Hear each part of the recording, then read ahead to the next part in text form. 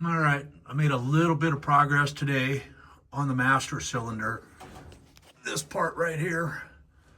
So it's kind of hard to see because it's really tight, but I ran this 1/4 inch line and a 3/16 line to a proportioning valve right there.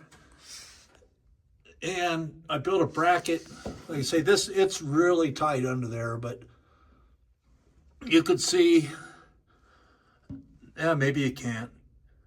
Anyways, all I got left to do now, run a 3/16 line from here to the front, and then where that piece is right there, run from here to the back, and technically the brakes will be done. So that's a huge accomplishment in my opinion, considering I started on this thing there with nothing. So, yeah, I don't know. Should work pretty good though. Let's see if I can. So you can kind of see, got it there.